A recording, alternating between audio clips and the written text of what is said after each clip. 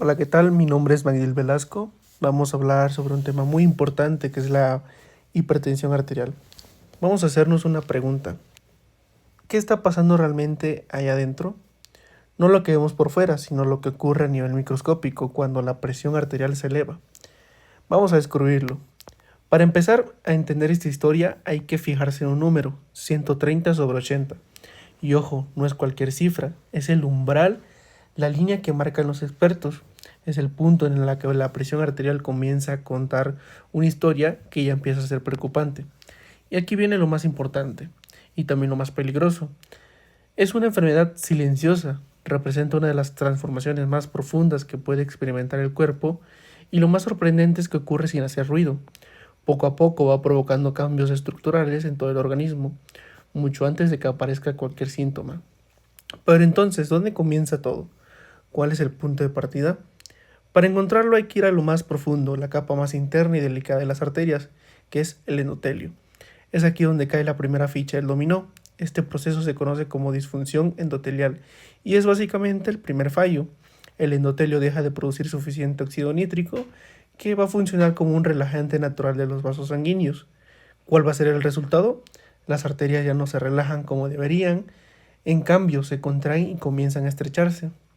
Este pequeño fallo local está a punto de desencadenar una reacción en cadena, porque el cuerpo, lejos de corregirlo de forma tranquila, responde de manera exagerada y convierte un problema localizado en una alerta general para todo el sistema.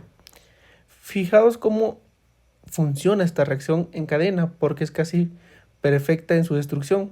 Ese fallo inicial activa dos de los sistemas de alarma más potentes del cuerpo. Por un lado, el sistema hormonal encargado de regular los líquidos y la presión. Por otro, el sistema nervioso es el que nos prepara para luchar o huir. Y ambos van a empezar a enviar el mismo mensaje, que va a ser subir la presión. Así se crea un círculo vicioso del que es muy difícil salir. Claro, una presión elevada día tras día tiene consecuencias, y sí las tiene. Aquí entramos en una nueva fase. Las arterias comienzan a endurecerse, la presión constante junto con esas señales de alarma las obliga a cambiar su estructura, y a este proceso se le llama remodelado vascular. Imaginemos una arteria sana. Es como una manguera de buena calidad, elástica, flexible y con un interior limpio que permite que la sangre fluya sin resistencia. Pero con la hipertensión todo cambia. La pared de la arteria, intentando protegerse, se vuelve más gruesa, aumenta su componente muscular y acumula tejido. El resultado va a ser inevitable.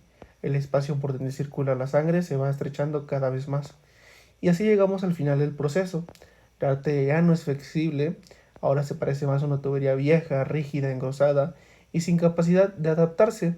Ha perdido su elasticidad, el paso de la sangre se reduce y el flujo hacia los órganos vitales empieza a verse seriamente comprometido.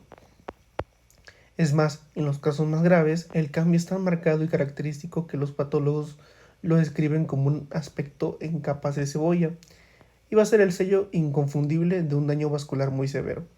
Y si las principales tuberías del cuerpo están dañadas, es lógico pensar que el problema no se queda ahí, se extiende.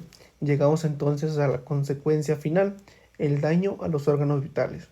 El primero en sufrir es el corazón, que es como el motor.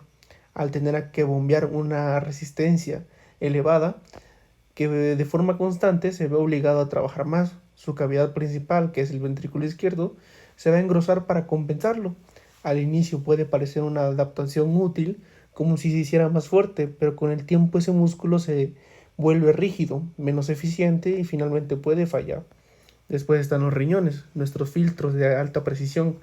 La presión elevada resulta especialmente dañina para sus vasos, que son pequeños y muy delicados. Poco a poco se lesionan, se cicatrizan y los riñones empiezan a perder la capacidad para depurar la sangre. Y por supuesto, el cerebro.